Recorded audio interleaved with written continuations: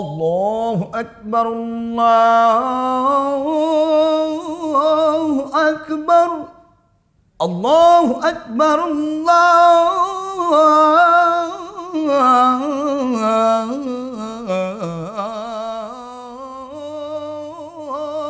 আকবার। আমি তোর গোষ্ঠীরে চুই ঝাল দিয়ে রান্না করি খাওয়ামু। ইঁদুর মারেন, চিকা মারেন, তেলাপোকা মারেন, পিঁপড়া গুলো মারেন, চোরার ঘরে চোরা, তেলিয়া চোরা, নিচতলায় খাই, দুতলায় ঘুমাই, ইঁদুর তোর বাসন নাই, আম্বিয়ার মার ঘুম নাই, কেতা বালিশ ঠিক নাই।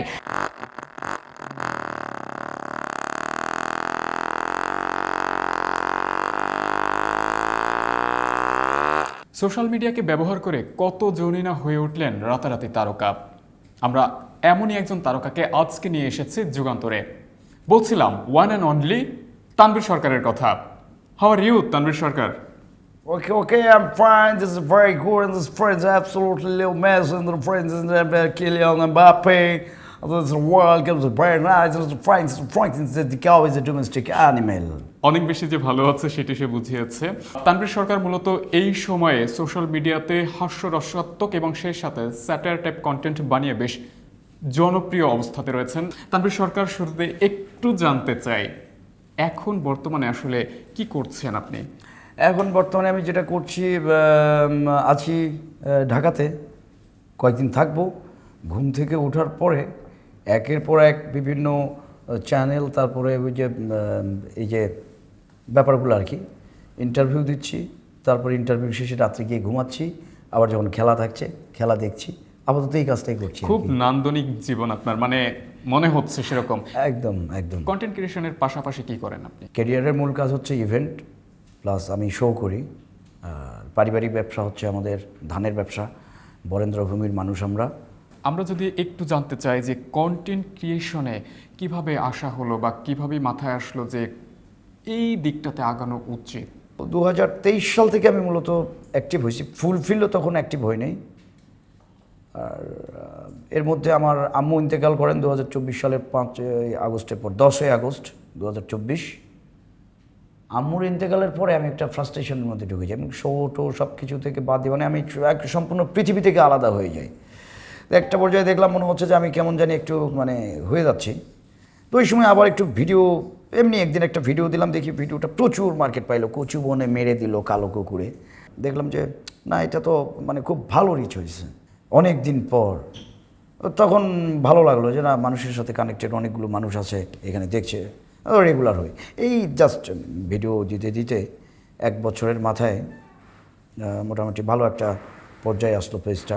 আমার প্রতি মানুষের একটা অনেক বড় একটা দয়া এবং অনুগ্রহ, যে কষ্ট করে আমার বকবকানি আর এই যে মানে মানে এই পুংটামিটা শোনে, এটা আমি মানে মানুষকে ধন্যবাদ দিয়ে শেষ করতে পারবো না, যে আমার পুংটামিগুলো তারা শোনেন, উপভোগ করেন।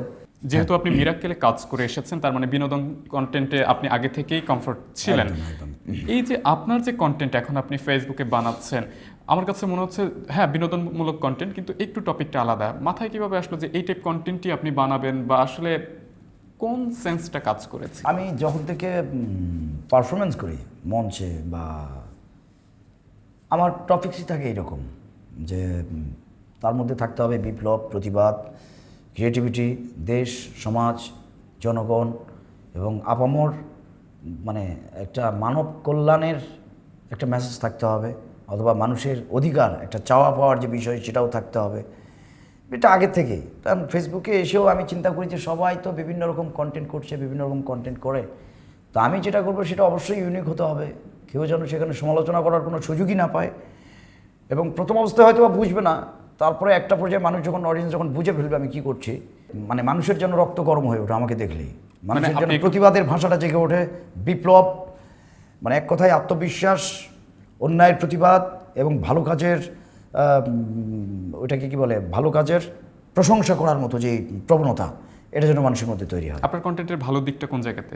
আমার কন্টেন্টের কোনো ভালো দিক আমি জানি না। আমার কন্টেন্টের ভালো দিক সবই মোটামুটি কি উড়াদুরা, সব ভালো আবার কোথায় পাবো, ভালো বলে কিছু নাই। তবে কন্টেন্ট পুরাটা বুঝতে হবে, জানতে হবে, মানে ভিডিওটা শেষ পর্যন্ত দেখতে হবে যে মেসেজটা কী।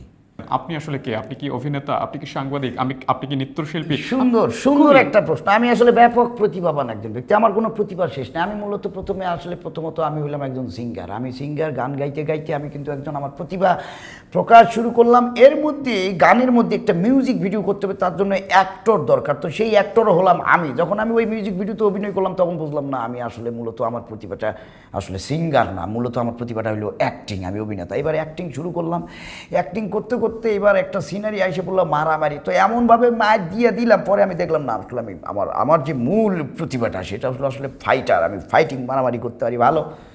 তো এবার মারামারি জগতে এসে গেলাম। এবার মারামারি করতে করতে হাতা ইসে পড়লো একটা চাপাতে। এবার একজনটা দিলাম ক্যাঁচা কুচা দিয়ে এমন মানে কাটাকুটা করছি। পরে আমি দেখলাম যে আমি তো চাপাতি ভালো চালাতে পারি। তার মানে আমার মূল প্রতিভাটা হলো আমি একজন কসাই। এবার আমি কসাইয়ের ব্যবসা শুরু করলাম।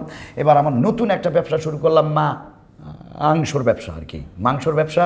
মানে আমি দেখলাম যে আমার তো আরও প্রতিভা আছে, আমি তো একজন প্রতিভাবান মানুষ, এই তো প্রতিভাবান মানুষ। তো আমি মাংস বিক্রি করি এমনভাবে যে আমার আশেপাশের যারা আসে তাদের আগে আমার মাংসটা বিক্রি হয়ে যায়। শুধু একবার বলি, আসেন আমাদের কাছে, দেখেন আমাদের মাংসগুলো, প্রত্যেকটি মাংস আপনাকে একদম ওজন করে যাচাই করে বাছাই করে রান্না করে প্রয়োজনে দিব।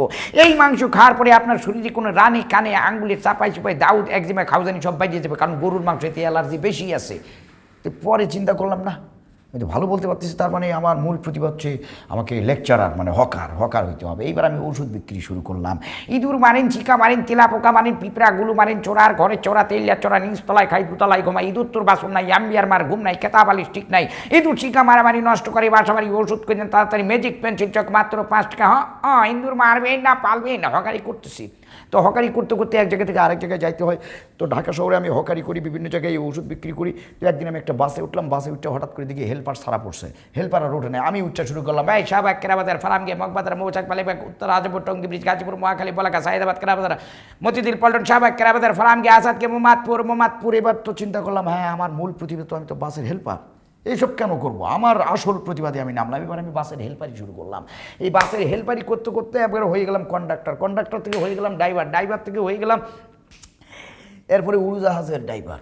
উড়োজাহাজ চালাইতে আমি উড়োজাহাজ থেকে একদিন জাম্প করছি, জাম্পটা একদম সেই রকম একটা সুদর্শন একটা নায়কের মতো হয়েছে। তারপর থেকে বর্তমানে আমি নিজেকে নায়ক মনে করি এবং বর্তমানে আমি নিজেকে সুদর্শন পুরুষ মনে করি।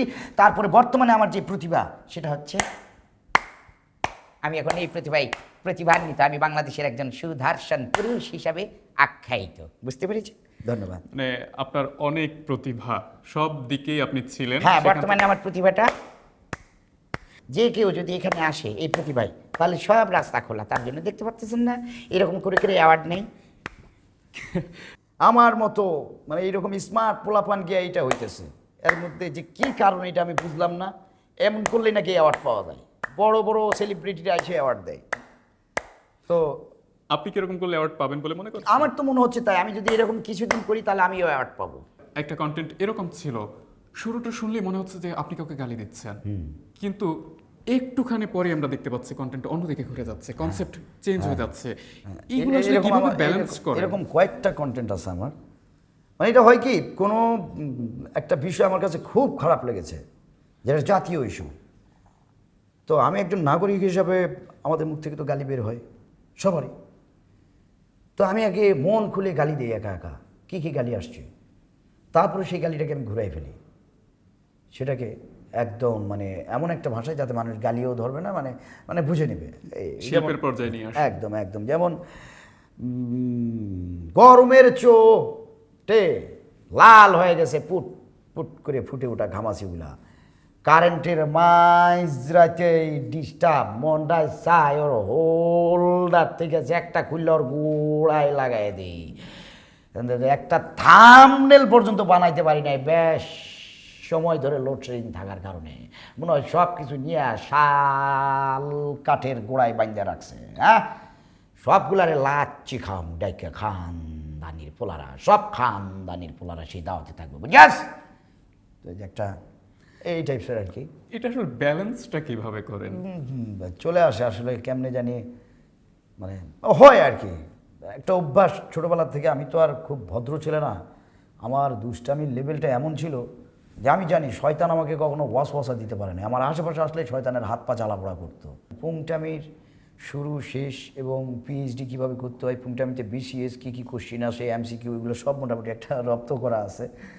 তো যার কারণে আমার কাছে এগুলো সহজ হয়ে যায়। যেমন আমি তোর গোষ্ঠীরে চুই ঝাল দিয়ে রান্না করি খাওয়ামু, ওরে মাদার গঞ্জ থেকে মাংস কিনে তোর হোম ডেলিভারি পাঠামু।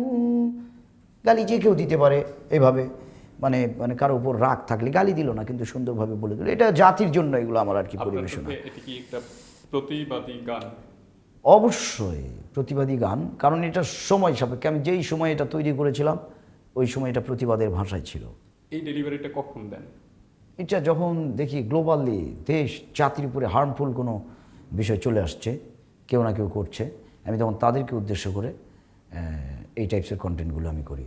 এই মুহূর্তে একটা ক্রাইসিস চলছে এইচএসসি পরীক্ষার্থী এবং শিক্ষামন্ত্রীকে নিয়ে। শিক্ষামন্ত্রী আমরা কে ভালো কে মন্দ, কার দোষ কার গুণ সেটা বলতে চাচ্ছি না, কিন্তু ক্রাইসিসটাকে কিভাবে দেখছেন? ক্রাইসিসটাকে আমি এভাবে দেখছি যে প্রাকৃতিক দুর্যোগ যখন হয় প্রত্যেকটা দেশেই, চট্টগ্রামে ওইখানে বন্ধ হয়েছে, ঢাকা রাজধানী শহর, এখানে যদি এক গলা পানি হয় এখানে কেন বন্ধ হবে না? এখন প্রশ্নটা হচ্ছে, হ্যাঁ এখানেও পরীক্ষা হবে, স্টুডেন্টরা দিতে যাবে পরীক্ষা, চাপ নেই, তারা তো এটাই চায় যত দ্রুত পরীক্ষাটা শেষ হয়ে যায়। কিন্তু আমি যখন ঘর থেকে বের হবো এক্সাম দিতে যাব, সেই সময় মুষলধারে বৃষ্টি, আমি কোনো গাড়িও পাচ্ছি না এবং আমি গাড়ি ছাড়া যেতেও পারছি না, আমার এক গলা পানি, আমি কিভাবে যাব? এই জন্য সরকারের এবং মন্ত্রণালয় কর্তৃপক্ষের এরকম এনি টাইম ইনস্ট্যান্ট সমস্যা সমাধানে ইনস্ট্যান্ট প্ল্যান করার মতো ক্ষমতা এবং যোগ্যতা থাকা উচিত এবং দক্ষতা সম্পন্ন এরকম মানে পরিকল্পনা সবসময় একটা করে থাকা উচিত, যে এখন এই সমস্যা ইনস্ট্যান্ট, তাহলে ইনস্ট্যান্ট এটার একটা সলিউশন রাখতে হবে। আমরা যদি ইনস্ট্যান্ট সলিউশন করতে না পারি, সবসময় যদি দীর্ঘস্থায়ী চিন্তা করি, তাহলে আমাদের সফলতাটা কোথায়? তো সমস্যা এসছে, এটা তো আর মানুষের তৈরি না, এটা সরকারেরও তৈরি না। আল্লাহ বৃষ্টি দিয়েছেন, এখন প্রচণ্ড পরিমাণে বৃষ্টি, এটা এল নিনো সাল চলছে, তো বৃষ্টিও যেরকম হবে, শীতও সেরকম হবে, গরমও হবে। তো এটা আমরা জানার পরে, আমরা সবাই জানি দীর্ঘদিন ধরে এটা কি এল নিনো বছর, তাহলে আমাদের এরকম পরিবেশ মন্ত্রণালয় বলেও তো একটা জিনিস আছে, তো চিন্তা করা উচিত ছিল এল নিনো তাহলে আমাদের কীভাবে আমাদের মানে চলা দরকার, এটা প্ল্যান রাখা উচিত ছিল।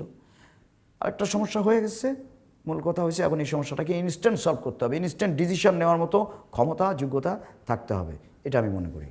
যদি আপনি একজন সাংবাদিক হতেন তাহলে আসলে আপনার প্রতিভার যে প্রকাশ সেটা কিভাবে হতো?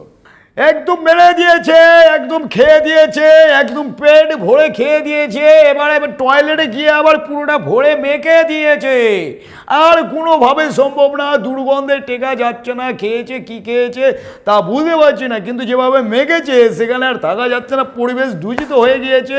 আমার যেটা মনে হচ্ছে এই মুহূর্তে দরকার বাংলাদেশকে, কারণ বাংলাদেশ ছাড়া ডান্ডা মেরে ঠান্ডা করার মতো জনগণ আমাদের দেশে নেই। সুতরাং আমাদের দেশে এখন যা হচ্ছে এটা কিন্তু মোড়েও ঠিক হচ্ছে না, আমাদের ইন্টারনাল একটা সমস্যা হয়ে গিয়েছে দেশের মধ্যে, দেশের একটা যে চলছে। আমরা বাংলাদেশবাসীকে সবাইকে বলছি, আমাদের এ দেশ থেকে একটা পুশ ইন ভিসা চালু করা হয়েছে, যে পুশ ইন ভিসার মাধ্যমে আমরা আপনাদের দেশে মাঝে মধ্যে ট্যুরিস্ট লোকজন পাঠাচ্ছি, আপনাদের দেশ থেকে হয় না, তবে আমরা আশা করছি বাংলাদেশ থেকেও আমাদের দেশে আসার জন্য একটা পুশ আউট ভিসা চালু করা হবে, যে ভিসার মাধ্যমে জনগণ আসবে এবং আমাদের এগুলোকে মেরে ডান্ডা মেরে ঠান্ডা করে দিয়ে একটু পরিবেশটাকে তৈরি করে রাখবে, সুন্দর করে দেবে। দেখুন যেখানে সেখানে কি একটা পরিস্থিতি হয়ে গিয়েছে, গন্ধে ঠিক আছে যাচ্ছে না, কচু বনে মেরে দিয়েছে কালো কুকুরে, নগেনের মা নগেনের মা মারলো বাড়ি ঢেঁকির মুগুড়ে, বুঝতে পেরেছেন তো? যে ঘটনা কিন্তু ঠিক তাই, কচু বন একদম মেঘে দিয়েছে। আমি সাথে ছিলাম পশ্চিমবঙ্গ, ইন্ডিয়া, ভারত এবং কলকাতা, এই 3 স্টেট থেকে একসাথে আপনাদের সাথে যুগান্তর না, যুগান্তরের পক্ষ থেকে ধন্যবাদ আপনাদের সবাইকে। আপনি না বেশ কিছু গুরুত্বপূর্ণ জিনিসের ভাইটাল জিনিসের সাউন্ড দিতে পারেন, আমরা মাঝে মাঝে আপনার কন্টেন্টে দেখে থাকি। রিয়েলি আসলে সেটা কেমন, সেটা কি এডিট নাকি আসলেও বাস্তবে পারেন, আমাদেরকে একটু শোনাবেন। সিরিয়াস 100 ইঞ্জিন স্টার্ট দেওয়া হবে, তারপর একটা চক্কর দেওয়া হবে, তারপরে গাড়ি বন্ধ হবে।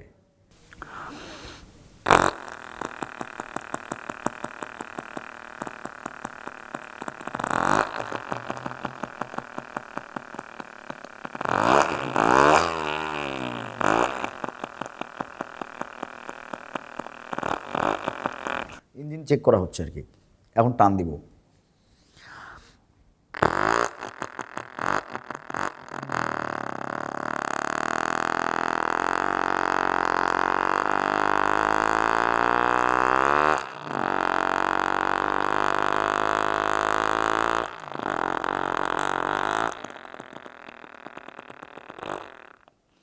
গাড়ি যুগান্তরের সামনে, এখানে নিচে পার্কিং করে রাখা হয়েছে। এরপরে সুজুকি,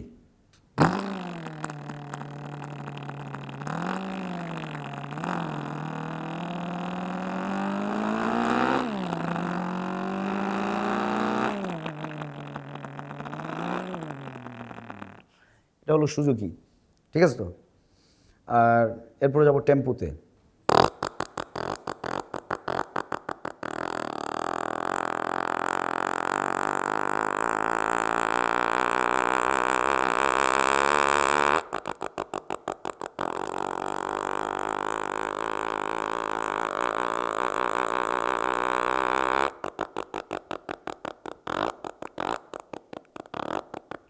স্ট্যান্ডে পৌঁছে গেছে টেম্পো। একে একে দেখতেই পাচ্ছেন যে আসলে একটা মানুষ কত দিকে পারদর্শী হয়ে উঠছে, কখনো সাউন্ড করছে, কখনো প্রতিবাদের ভাষায় গালি দিচ্ছে, মানে নানা কিছু। এখনো কিন্তু বাদ হয়নি। যেমন তানভীর ভাইয়ের কিন্তু একটি জনপ্রিয় আজান রয়েছে, সে আজান দেয়াটা মানে বেশ মানুষের কাছে পৌঁছে গিয়েছে। আমরা সেই আজানটা একটু না শুনলে মনে হচ্ছে যেন আজকের পুরো প্রোগ্রামটাই ঘাটতি থেকে যাবে। হ্যাঁ, এটাও ঠিক। আর আমার টানা কয়েকদিন যে অবস্থা আপনারাও দেখেছেন, আমাকে তো বাসা থেকে নিয়ে আসছেন, যে অবস্থায় আসছি আর কি, এর মধ্যে আমি জানি না আমার ভয়েস কী অবস্থায় যাবে। তবে ভুল ত্রুটি ক্ষমা করবেন, আজানের শব্দটা উচ্চারণ করার চেষ্টা করব আর কি। এটা হচ্ছে ছোটোবেলায় রেডিও শুনতাম যখন, কারি ওবায়দুল্লাহর আজান, বাংলাদেশ বেতার ঢাকায়। ঢাকা ক থেকে শুরু, প্রথম 2 লাইন। আল্লাহু আকবার, আল্লাহু আকবার, আল্লাহু আকবার,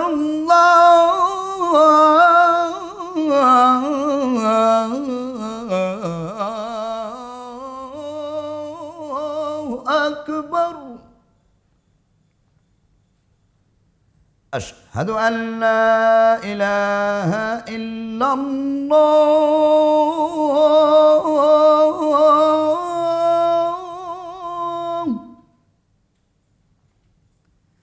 أشهد أن لا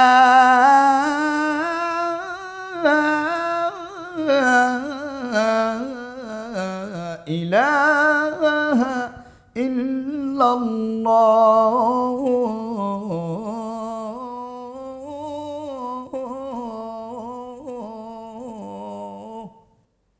চ্যানেল চেঞ্জ করলাম, ঢাকা ক থেকে ঢাকা খতে। আশহাদু আন্না মুহাম্মাদার রাসূলুল্লাহ,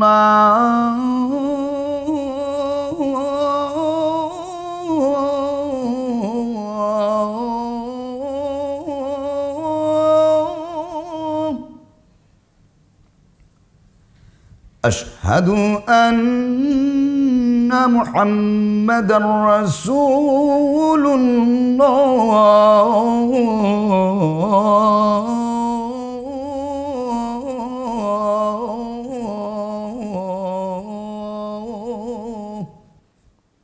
চলতে থাকে আর কি আজান, সংক্ষেপে শুনিয়ে দিলাম। কত সুন্দর সুন্দর কণ্ঠে আজান, মানে মানুষ যে কেন তার এই আজানকে গ্রহণ করেছিল আশা রাখি সেটি শুনেই বুঝতে পেরেছেন। তিনি এই আজান রপ্ত করেছেন, মানে এই যে ভয়েস, এই যে টান, এই যে সুর, পুরোটাই কিন্তু রেডিও শুনে শুনে, তাও আবার ছোটবেলাতে, এবং সেটিকে পরে তিনি রপ্ত করে এখন সেভাবেই করছেন। আমার কাছে মনে হচ্ছে যেন হুবহু সেই রেডিওতে যখন আমরা বাড়িতে বসে বিদ্যুৎও থাকতো না, তখন আমরা যখন শুনতাম তখন এই আজানের সুরটা শুনতে পেতাম। আমরা এরকম অনেক কিছুই মিস করি যখন বিটিভিতে সেই খবরের সাউন্ড, কিছু মিউজিক, আজান, সংবাদ, কত কিছুই তো মিস করি। তেমনি কিন্তু গ্রামের মানুষগুলো রেডিওর এই আজানের সুরটাও মিস করে। হয়তোবা আজকে এই আজানের সুরের মধ্য দিয়ে একটু হলেও আপনি সেই গ্রামীণ জীবন, সেই পুরনো জীবনে হয়তো ফিরে যেতে পারবেন। মানে এখন আপনাকে যদি আমি প্রতিভার কথা বলি, মানে এখন 100-র ভিতরে 100 না দিয়ে হয়তো আর আমি ফিরে যেতে পারছি না, কারণ যার কণ্ঠে এতটা সুমধুর ধ্বনি আছে সে আসলে প্রতিভাবানের বাহিরে থাকতে পারে বলে আমি মনে করছি। আল্লাহু আকবার। যাই হোক, আমি আপনার সাফল্য কামনা করি। হয়তো আপনার একটা সফলতার জায়গা বা পৌঁছানোর ইচ্ছে অবশ্যই রয়েছে, সেই জায়গাটা আপনার হোক। তানভীর ভাই, একটু জানতে চাচ্ছি যে আসলে আপনার গোলটা কোন জায়গাতে আসলে আপনি যেতে চাচ্ছেন, বা কোন জায়গাতে আগামী 10 বছর পরে নিজেকে দেখতে চাচ্ছেন? আমি ছোট থেকেই মানে পিপলস কানেক্টেড, মানুষের জন্য নিবেদিত, মানুষের সেবায় নিয়োজিত। এইদিকে যেটাই করি, স্টেজ করি বা নিজের কেরিয়ার, বাট আমার নিজ এলাকায় আমি ওই সবসময় মানুষের সাথে কানেক্টেড, যেটা বলে আর কি জনপ্রতিনিধিত্ব করার যে ব্যাপারটা, প্রতিনিধি না হইলেও আমি ছোট থেকে আমার এলাকার জনপ্রতিনিধি, এবং এই টাইপসের কার্যক্রমে আমি সবসময় লেগে থাকি, চেষ্টা করি এলাকার মানুষের জন্য ভালো কিছু করার। এবং সামনে তেমন কোনো অ্যাম্বিশন নাই, কারণ বয়স শেষ হয়ে গেছে। যে এখন কিছু করব, প্ল্যান করব, ওই প্ল্যান করার বয়স শেষ হয়ে গেছে। তো এখন একটাই বয়স আছে যে সামনে আমি নির্বাচন করেছিলাম 2021 সালে আমার ধামইরহাট পৌরসভা থেকে। মেয়র পদপ্রার্থী? না, মেয়র পদপ্রার্থী প্রথমে স্বতন্ত্র থেকে ছিলাম, কিন্তু ওই সময় আসলে সেটা হয়নি। আমি আমার আমার ওয়ার্ড, সেখান থেকে কাউন্সিলর প্রার্থী ছিলাম, বাট ওই সময় অনেক অনেক অনেক বিভিন্ন বিষয় আসে, পর আমি স্টপ হয়ে গিয়েছিলাম যে নির্বাচন আর কী হবে। তো এখন চিন্তাভাবনা আছে আবার যে পৌরসভাতে আবার নির্বাচনে অংশগ্রহণ করব, এবং যেই প্ল্যান আছে আমার, যেই কারণে আমি নির্বাচন করতে চাই, যদি আল্লাহ আমাকে কখনো ওই জায়গায় বসান, তাহলে আমি অবশ্যই সেই কাজগুলো যদি আমি সফল করতে পারি, তাহলে আমার জীবনের একটা টার্গেট, সেটা হচ্ছে 47 নওগাঁ 2 আমার আসন।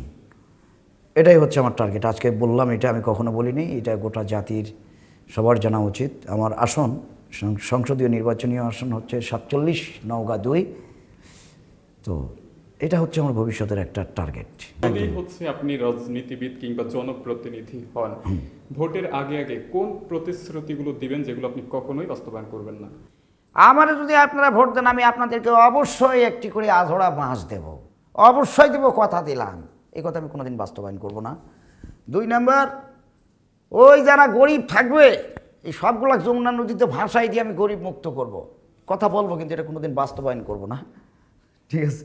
এই টাইপসের আরও কিছু ব্যাপার স্যাপার থাকবে। আর হ্যাঁ, বাঘে মহিষে আমার এলাকায় এক ঘাটে জল খাবে, বাঘে আর মহিষে এক ঘাটে জল খাবে, কথাটা বলবো, কিন্তু কোনোদিন বাস্তবায়ন করতে হবে না। তার কারণ হলো, বাঘ দেখলে আমি নিজেই ডরাই, আর বাঘ নিয়ে এসে কেমনি আমি জল খাওয়াবো। তো এইরকম ব্যাপার। আমরা আসলে একটু গান শুনতে চাই।